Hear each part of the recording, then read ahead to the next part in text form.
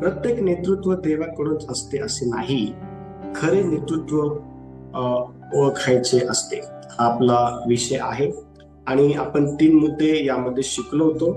आणि आता मुद्दा क्रमांक 4 जो आहे आपण लिहिणार आहोत. मुद्दा क्रमांक 4 सर्वांनी आपल्या नोट्स मध्ये लिहून घ्या. मुद्दा क्रमांक 4 आहे, देवाजवळ नसलेले नेतृत्व सत्य सहन करू शकत नाही. मुद्दा क्रमांक 4 लिहा. देवाजवळ नसलेलं जे नेतृत्व आहे किंवा पुढारपण आहे ते सत्य सहन करू शकत नाही.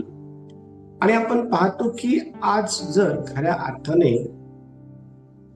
नेतृत्व करणारा व्यक्ती हा देवाकडून आहे किंवा नाही हे जर ओळखायचं असेल तर त्या पुढाऱ्यांमध्ये आपल्याला जे देवाकडून आहेत त्या पुढाऱ्यांसंदर्भात बोलतो मी.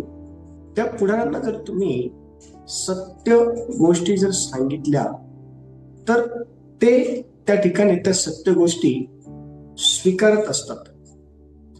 परंतु जे पुढारी देवाकडनं नाही, जे नेतृत्व देवाकडून नाहीये, अशांना ज्यावेळेस सत्य सांगितलं जातं त्यावेळेला ते त्या ठिकाणी सत्य जे आहे सहन करू शकत नाही. आणि हाच त्यांच्यातला जो काही फरक आहे त्याहून आपल्याला समजतं की हे जे नेतृत्व आहे हे देवाकडून नाही. आणि आज जास्तीत जास्त आपल्याला अशा प्रकारचं सत्य सहन न करणारं नेतृत्व मोठ्या प्रमाणामध्ये सेवेत देवाच्या लोकांना फसवण्याच्या अनुषंगातून मोठ्या प्रमाणात जे दिसून येतं. आणि पवित्र शास्त्रामध्ये देखील आपल्याला अशा प्रकारचे नेतृत्व करणारे जे लोक आहेत ते दिसून येतात. आणि हा मुद्दा समजण्यासाठी आपण अगोदर 2 तिमोथी याचा 4था अध्याय आणि वचन 3 आपण काढणार आहोत. 2 तिमोथी 4था अध्याय आणि वचन 3 आपण काढूया. आणि देवाजवळ नसलेलं नेतृत्व सत्य सहन करू शकत नाही या संदर्भात त्या ठिकाणी काय लिहिण्यात आलेलं आहे ते आपण समजून घेऊया. कोणीतरी वाचण्यासाठी मदत करा. कारण ते सुशिक्षण ऐकून घेणार नाहीत, तर आपल्या कानांची खाज जिरावी म्हणून ते स्वेच्छाने आपणासाठी शिक्षकांची गर्दी जमवतात. Yes, very good. बघा, ह्या ठिकाणी अतिशय स्पष्टपणे आपल्याला हे समजण्याकरता मदत होती की ते सत्य शिक्षण जे आहे, जे खरं शिक्षण आहे, जे सुशिक्षण आहे ते सहन करू शकत नाही. जे खरं शिक्षण आहे त्याची त्यांना आवड नाहीये. आणि अशा प्रकारचे जे सत्य शिक्षण सहन करू शकत नाही पुढारी आपल्याला जे आहे वर्तमान समयामध्ये देवाच्या सेवेमध्ये मोठ्या प्रमाणात असलेले दिसून येतात. आणि अशा प्रकारच्या पुढाऱ्यांना ओळखण्यासाठी आपल्याला देवाच्या वचनाची माहिती असणं फार गरजेचं आहे. जर देवाचं वचन जर आपल्याकडं आहे तर ते देवाचं वचन आपल्याला अशा प्रकारच्या खोट्या नेतृत्वाची जी ओळख आहे ती करून देईल. आणि खोटं नेतृत्व हे ओळखण्यासाठी आपल्याला ह्या ठिकाणी एक महत्वाची गोष्ट तिमोथीच्या पत्रातून जे आहे ते समजण्याकरता मदत होती ही की ते सत्य शिक्षण जे आहे ते ऐकून घेणार नाही. मग ते कोणत्या प्रकारच्या शिक्षणाची जी काही आवड आहे ती ते धरतात. तर वचन ठिकाणी सांगतं की आपल्याला आवडेल अशा प्रकारचं जे काही शिक्षण आहे, आपल्याला आवडेल अशा प्रकारचे जे काही शिक्षण आहे ते ऐकून घेण्याची जी काही इच्छा आहे ते त्या ठिकाणी बाळगत असतात. आणि लक्ष द्या, अशा प्रकारच्या शिक्षणाला जर काय म्हणतात तर कानाची खाच जिरावी म्हणून स्वेच्छाचाराने ते आपणासाठी असं शिक्षण देणाऱ्या लोकांची जी आहे गर्दी करत असतात. आता आपण वर्तमान समयामध्ये देवाच्या सेवेमध्ये आत्मिक जीवन वाटचाल करत पुढे आणि पुढे जात असताना आपल्याला आपल्या स्वतःला सांभाळणं फार गरजेचं आहे. कारण आपल्या आत्मिक जीवनामध्ये अशा प्रकारचे शिक्षक येऊन आपल्याला त्या आत्मिक जीवनामध्ये मोठ्या प्रमाणात नुकसान पोहोचण्याच्या अनुषंगातून काहीतरी ज्या गोष्टी आपण कधी त्यांच्याकडनं अपेक्षा नव्हत्या त्या करायच्या त्या ठिकाणी ते करू शकतात. आणि म्हणून आपण ज्यावेळेस स्वतःला सांभाळणं फार गरजेचं आहे. पवित्र शास्त्र ज्यावेळेला आपण वाचतो तर एक पुढारी होता आणि त्या पुढाऱ्याला ज्या वेळेला खरं ते सांगण्यात येत होतं, खऱ्या नेतृत्वाकडून किंवा खऱ्या पुढाऱ्याकडून ज्या वेळेला त्या व्यक्तीला, त्या पुढाऱ्याला ज्या वेळेला खऱ्या गोष्टी सांगण्यात येत होत्या, त्यावेळेला त्या पुढाऱ्याला त्या खऱ्या शिष्याच्या किंवा खऱ्या पुढाऱ्याच्या गोष्टी ज्या आहे ना त्यामुळेच ऐकायला आवडत नव्हत्या. आणि तो त्या ठिकाणी ती गोष्ट सांगताना देखील आपल्याला दिसून येतो. ज्या वेळेला आपण पहिले राजे 22 अध्याय आणि वचन 8 वाचतो, तर पहिले राजे 22 अध्यायामध्ये बघा त्या ठिकाणी कशा प्रकारे खोटं जे शिक्षण आहे, खरं जे शिक्षण आहे ते स्वीकारत नाही आणि त्या उलट जे चांगलं आहे ते स्वीकारण्याच्या अनुषंगातून काही महत्वाच्या गोष्टी त्या ठिकाणी सांगितल्या. बघा कोणते वचन वाचत ठिकाणी 22 अध्याय आणि 8 वचन. इस्रायलचा राजा यहोशाफाटास म्हणाला, ज्याच्याद्वारे परमेश्वराचा सल्ला घेता येईल असा आणखी एक मनुष्य आहे, पण मला त्याचा तिरस्कार वाटतो, कारण मला अनुकूल असा संदेश तो कधीही देत नाही, प्रतिकूल तेवढाच देतो. तो इल्माचा पुत्र मिखाया होय. यहोशाफाट म्हणाला, महाराजांनी असे बोलू नये. Very good. आता बघा ह्या ठिकाणी आपण काय पाहतो की एक जो राजा आहे त्या राजाला ज्या काही खऱ्या गोष्टी आहे त्या सांगितल्या आवडत नव्हत्या, त्या सांगितलेल्या ज्या त्या आवडत नव्हत्या. कारण तो राजा जो आहे तो म्हणत आहे की एक व्यक्ती आहे ज्याच्याकडून परमेश्वराचा खरा जो काही सल्ला आहे तो घेता येईल, पण तो जो व्यक्ती आहे ना तो कधीच मला आवडेल अशा प्रकारच्या गोष्टी बोलतच नाही.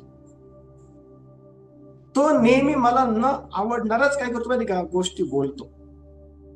लक्ष द्या, ह्या वचनातून आपल्याला काय समजतं की खोटं नेतृत्व करणारे लोक ज्या वेळेला देवाच्या सेवेमध्ये स्वतःहून देवाने त्यांना नेतृत्व करण्यासाठी निवडलेलं नाहीये. आपण इर्मियाच्या पुस्तकामध्ये पाहिलं, एशायाच्या पुस्तकामध्ये आपण बघितलं, परमेश्वर देव म्हणतो की मी त्यांना पाठवलं नाही तरी ते पळत सुटले, मी त्यांच्याशी बोललो नाही तरीही ते संदेश देऊ लागले. आणि आपण पाहतो की अशा प्रकारे स्वतःच्या मनाने देवाच्या सेवेमध्ये पुढारपण करत असणारे जे लोक आहे ना, त्यांना ज्या वेळेला त्यांच्या जीवनाला घेऊन, त्यांच्या सेवेला घेऊन, त्यांच्या एकंदर सर्व कृत्यांना घेऊन ज्यावेळेस त्यांना खऱ्या गोष्टी सांगितल्या जातात त्यावेळेला त्या ठिकाणी ते त्या स्वीकारण्याऐवजी आपण पाहतो की त्या स्वीकारत नाही. आणि यामुळे कळतं की त्यांचं नेतृत्व जे आहे ते देवाकडून नाहीये, तर ते नेतृत्व स्वतःहून जे आहे करण्यासाठी देवाच्या सेवेमध्ये आहे. आणि ते देवाच्या सेवेमध्ये स्वतः नेतृत्व करण्याकरता का आहे, तर वचन सांगतं की त्यांना जास्तीत जास्त जग आणि जगाच्या गोष्टी ह्या देवाच्या सेवेमध्ये राहून मिळवण्याच्या अनुषंगातून देवाच्या सेवेमध्ये खोटं नेतृत्व करण्याकरता वचन सांगतं योहानाच्या पुस्तकामध्ये की जे काही मेंढराची जी काही ना आपण पाहतो की मेंढराचा जो काही वेश आहे तो धारण करून देवाच्या सेवेत यायला त्यांना आवडतं. आणि आज असे अनेक लोक आहेत. आणि म्हणून ज्या ज्या वेळेला आपण अशा प्रकारच्या लोकांचा सामना करत असतो त्या वेळेला त्यांच्यावरती विश्वास ठेवण्या अगोदर आपण त्यांना पारखणं फार गरजेचं आहे की ते देवाकडून आहे किंवा नाही. आणि जर ते देवाकडून आहे तर ते तुम्हाला निश्चित अर्थाने पवित्र शास्त्रातील अनेक गोष्टी ह्या सांगितल्याशिवाय राहणार नाही. त्या इकडच्या तिकडच्या गोष्टी तुम्हाला सांगणार नाही. ते जास्तीत जास्त तुमचं जे काही लक्ष आहे ते देवाच्या वचनाकडे, देवाच्या गोष्टींकडे जे आहे ते केंद्रित करतील आणि त्यांच्या अशा प्रकारच्या कृतीतून हे तुम्हाला समजेल की ते खऱ्या रीतीने देवाचे जे काही नेतृत्व करणारे लोक आहेत ते आहेत. पण जर त्यांनी तुमचं लक्ष देवाकडे केंद्रित केलं नाही, देवाच्या गोष्टींकडे केंद्रित केलं नाही आणि ते जर देवाचं वचन एक आणि हजारो गोष्टी जर बाहेरचे सांगायला लागले तर समजून जायचं की हे नेतृत्व देवाकडनं नाहीये, हे नेतृत्व स्वतःहून त्यांनी निर्माण केलं आहे देवाच्या सेवेत. आपल्याला अशा लोकांना ओळखता येणं फार आणि फार गरजेचं आहे. पाचवा मुद्दा क्रमांक 5 लिहा. खरे नेतृत्व सेवक वृत्तीचे असते. खरं नेतृत्व जे आहे ते सेवक वृत्तीचं असतं आणि आज खऱ्या अर्थाने आपल्याला सेवक वृत्ती ही नेतृत्व करणाऱ्यामध्ये दिसून येत नाही. जो व्यक्ती नेतृत्व करणारा आहे त्या व्यक्तीमध्ये जर खऱ्या अर्थाने सेवा करण्याचं जर वृत्ती असती तर ती त्याने दाखवली असते त्याच्या सेवेतून, किंवा त्याच्याकडे बघितल्यानंतर तो खरंच देवाकडून निवडण्यात आलेला नेतृत्व करणारा पुढारी आहे हे समजून आलं असतं. पण आज जर आपण पुढाऱ्यांकडे जर पाहिलं तर आपल्याला पुढारी सेवक कमी आणि ज्या गोष्टी देवाने अपेक्षिल्या नाहीयेत त्या गोष्टी करण्यामध्ये त्याच्या जास्त पुढे असलेले आपल्याला पाहायला भेटतात. आणि म्हणून पाचवा जो मुद्दा आहे तो हा आहे, खरे नेतृत्व हे सेवक वृत्तीचे असते. ते बॉसगिरीचं नसतं, ते अधिकार गाजवण्याचं नसतं. लक्ष द्या, ते जे आहे काय म्हणतात, खरं नेतृत्व हे त्रास देणारं नसतं. ज्यावेळेला आपण पवित्र शास्त्र वाचतो, वचन अतिशय स्पष्टपणे आपल्याला पाहायला भेटतं की येशू हा खऱ्या अर्थाने जे काही नेतृत्व आहे सेवक वृत्तीचं ते करताना दिसून येतो. आणि येशूने त्याच्या कृतीतून तो सेवक वृत्तीचा नेतृत्व करणारा असं देवाकडून नेमण्यात आलेला पुढारी आहे हे त्याने दाखवलेलं आहे. बघा वचन काय सांगितलं आहे. योहानाचं पुस्तक 13वा अध्याय आणि 14 ते 15 वचन आपण वाचूया.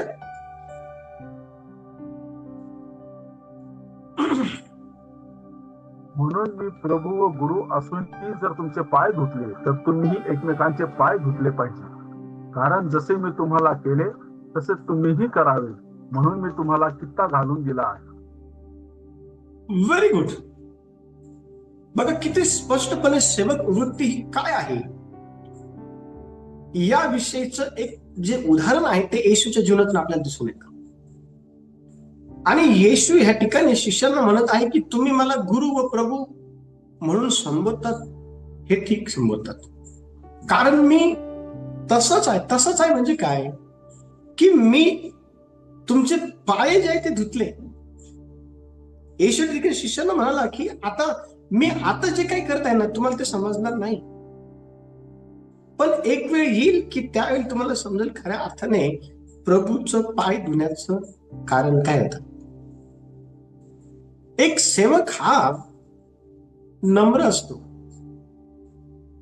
मला आठवतं एका मीटिंग मध्ये मला जे आहे ते बोलवण्यात आलं आणि त्या मीटिंग मध्ये गेल्यानंतर मी खाली जे आहे ते बसलेलो होतो.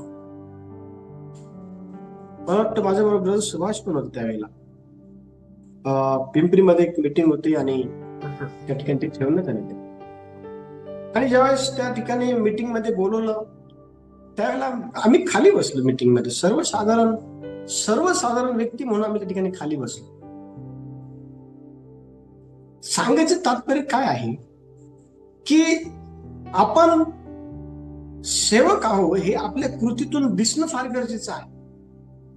आणि ज्या वेळेला आपल्या कृतीमधून आपलं सेवक पण दिसून येईल त्यावेळेला त्या सेवकपणातून बघणाऱ्या लोकांना हे समजेल की आपण देवाने निवडलेले देवाचे सेवक आहोत. लक्ष द्या, ह्या ठिकाणी येशू खऱ्या अर्थाने सेवक पण काय आहे आणि ते कसं असायला पाहिजे याविषयीचं उदाहरण त्याच्या शिष्यांना देत असताना त्याने ते कृतीतून दिलं, बोलून नाही. लक्ष द्या, अनेक वेळा बोलण्यापेक्षा कृतीचं जे काही कृतीचा जो काही इम्पॅक्ट आहे तो मोठा असतो. लक्ष द्या, बोलून एखादी गोष्ट दाखवण्यापेक्षा कृतीतून एखादी गोष्ट दाखवली ना, तिचा जो प्रभाव आहे तो फार मोठा असतो. आणि येशूचा प्रभाव या शिष्यांवरती झाला. लक्ष द्या, वचन अतिशय स्पष्टपणे आपल्याला काय सांगतं माहिती का, की ज्याला मोठं व्हायचं आहे त्याने अगोदर सेवक बनलं पाहिजे. आणि सेवक बनणं हे सर्वांच्या बसची बात नाही. बघा वचन काय सांगत आहे, मत्तयाचं पुस्तक 20 अध्याय आणि वचन 26. 20 अध्याय आणि वचन 26 पाठ. मत्तय 20:26. ते तुमच्यामध्ये नसावे, तर जो कोणी तुमच्यामध्ये श्रेष्ठ होऊ पाहतो तो तुमचा सेवक होईल. Very good. ज्याला तुमच्यामध्ये मोठं व्हायचं आहे त्याला अगोदर सेवक होणं फार गरजेचं आहे. आज पुढारी हे बिना सेवक झाल्याचे मोठे झालेले, म्हणून त्यांना सेवक पण काय आहे ते कळत नाही, त्यांना ते सेवक पण करता पण येत नाही. लक्ष द्या, ज्या वेळेला आपण आपल्या स्वतःला खऱ्या अर्थाने सेवक करतो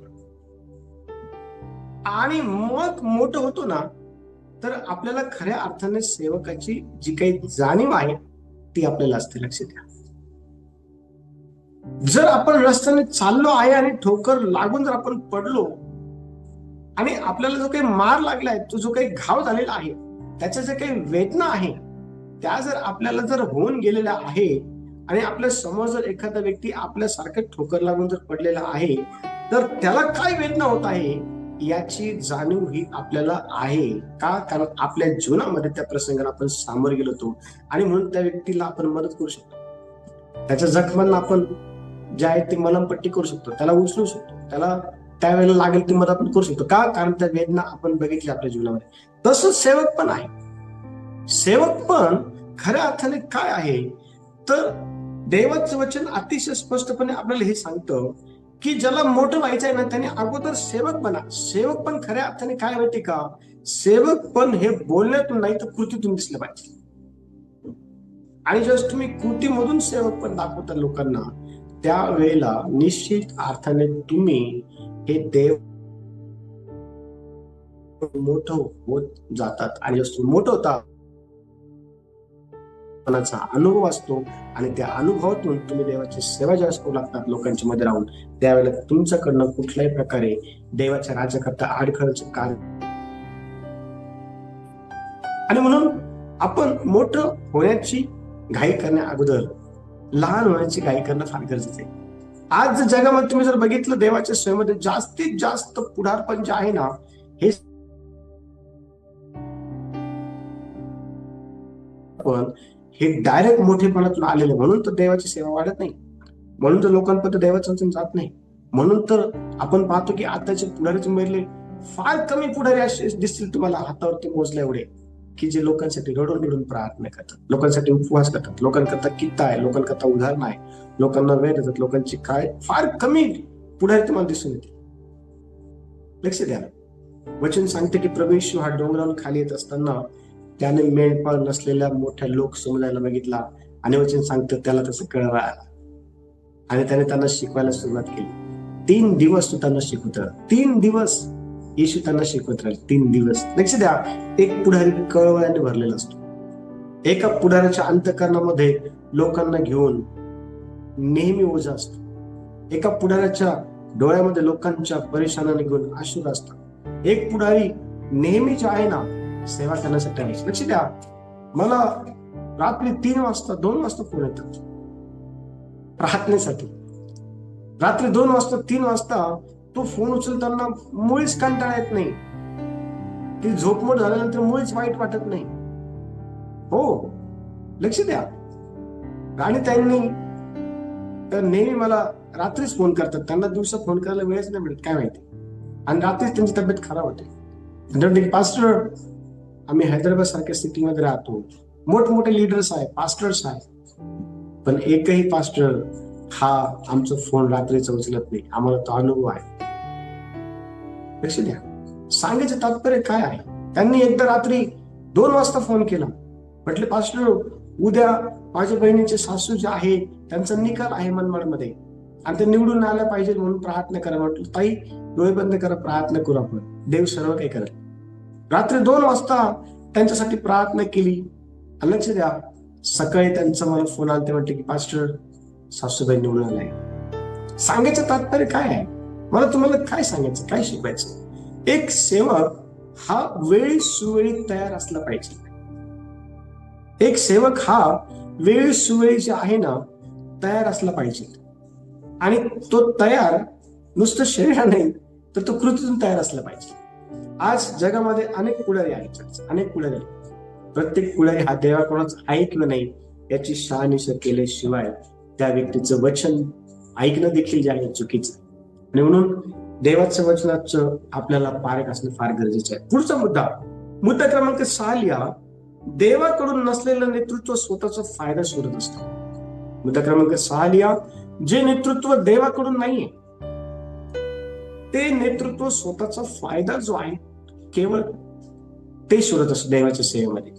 आणि आज अनेक असे पुढारी देवाच्या सेवेमध्ये आपल्याला पाहायला भेटतात की जे देवाच्या सेवेमध्ये केवळ आणि केवळ स्वतःचा फायदा जो आहे ते शोधत असतात, न की देवाच्या राज्याचा फायदा, न की देवाच्या राज्यामध्ये असलेल्या विश्वासणाऱ्यांचा फायदा. ते फक्त स्वतःच्या फायद्यासाठीच जे आहे ना आपण पाहतो की देवाच्या सेवेमध्ये असलेले आपल्याला पाहायला भेटतात. आणि हे जे लोक आहे ना असे नेतृत्व पैशासाठी, सत्तेसाठी किंवा लोकांच्या स्तुतीसाठी ते काम करतात देवाच्या सेवेमध्ये. ते देवासाठी काम करत नाही. ते जे आहे ते देवासाठी काम करत नाही. हे केवळ आणि केवळ स्वतःच्या पदासाठी, प्रतिष्ठेसाठी, मानासाठी, पैशासाठी, स्वतःचा फायदा होईल, सत्तेसाठी, लोकांच्या स्तुतीसाठी हे नेतृत्व आपल्याला सेवेमध्ये असले दिसतात. आणि अशा प्रकारचे नेतृत्व पवित्र शास्त्रामध्ये देखील आहे. बघा वचन काय सांगतं, वचन आपण वाचूया. कोणीतरी मत्थ्याचे पुस्तक 23वा अध्याय आणि 5 वचन वाचा. मत्थ्याचे पुस्तक 23वा अध्याय आणि 5 वचन काय म्हणत आहे? आपली सर्व कामे लोकांनी पाहावीत म्हणून ते ती करतात. ते आपली मंत्रपत्रे रुंद व आपले गोंडे मोठे करतात. हा बघा किती स्पष्टपणे ठिकाणी सांगितलेलं आहे. हे पुढारी देवाच्या सेवेमध्ये काय माहिती का? कारण लोकांनी त्यांना पाहावे, त्यांची कामं पाहावे,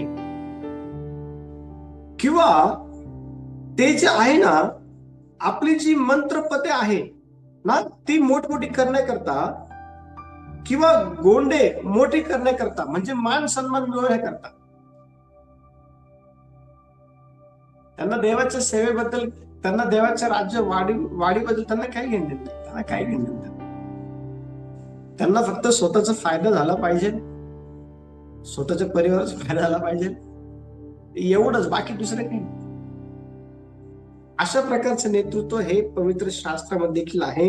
आणि लक्ष द्या, अशा प्रकारच्या नेतृत्वाला काय म्हणतात माहिती का? वचन वाचू आपण. वचन काय सांगतं बघा.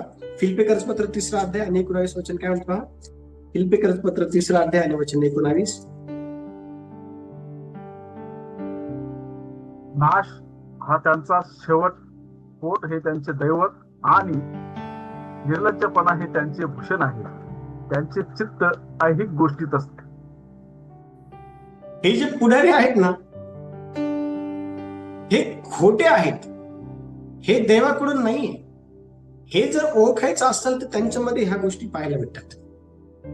त्यांच्यामध्ये जे आहे ह्या गोष्टी, ते पोट हे त्यांचं दैवत आहे. म्हणजे ते देवाच्या सेवेमध्ये काय माहिती का, देवाच्या इच्छा पूर्ण व्हाव्या यासाठी ते देवाच्या सेवेमध्ये स्वतःला समर्पित करून घेतलेल्या स्वरूपात नाहीये. तर देवाच्या सेवेत ते स्वतःचं पोट भरण्यासाठी आहे. म्हणजे ते पोट हे त्यांचं दैवत आहे. ते पोटासाठी देवाच्या सेवेमध्ये आपण असलेले पाहायला भेटतात. पुढे सांगतात की ते निर्लज्ज आहेत. त्यांना कितीही सांगितलं की तुम्हाला जर देवाच्या सेवेचं पाचारण नाही तर तुम्ही ते सोडून द्या, पण ते निर्लज्ज आहेत. ते मुळीच जे आहे ना, लक्ष द्या, निर्लज्जपणा हे त्यांचं भूषण आहे. म्हणजे स्वतःचा फायदा करून घेण्याकरता ते कोणत्याही पातळीला जायला तयार होतात. तिथं त्यांच्या डोळ्यासमोर देवाचं भय नाही. देवाचं जे भय आहे त्यांच्या डोळ्यासमोर नाही. आणि ते जे आहे ना चित्त ऐक गोष्टी त्यांचं असतं, स्वर्गीय गोष्टींमध्ये नसतं. जग आणि जगाच्या गोष्टींमध्ये त्यांचं चित्त असतं, देवामध्ये नसतं, देवाच्या सेवेमध्ये नसतं. जे लोक देवाने सेवेमध्ये ठेवलेले आहेत त्यांच्याकडे नसतं. आणि म्हणून अशा प्रकारचे जे पुढारी आहे ना, ह्या पुढाऱ्यांपासून आपण सावध राहणं फार गरजेचं आहे. आणि जर आपण सावध राहिलो तर आपलं आत्मिक नुकसान जे आहे ते मुळीच होणार नाही. आपलं जे आत्मिक नुकसान आहे ते मुळीच होणार नाही. आणि म्हणून आपल्याला देवाच्या वचनाचं तंतोतंत अध्ययन करणं फार गरजेचं आहे आणि पवित्र आत्म्याला आपल्याला मार्गदर्शन मागणं फार गरजेचं. तर अशा प्रकारच्या पुढाऱ्यांपासून आपलं संरक्षण होईल. अशा प्रकारच्या पुढाऱ्यांना तुम्हाला एक्सपोज करतील आणि अशा प्रकारच्या पुढाऱ्यांपासून स्वतःला वाचवतील, देवाच्या सेवेला वाचवतील आणि जे लोक त्यांच्याकडे आहेत त्या लोकांना पण वाचून येतील. देवा या वचनाच्या द्वारे सर्वांना आशीर्वाद देऊ. यावेळेला आपण डोळे बंद करूया आणि आपण प्रार्थना करू आणि विनंती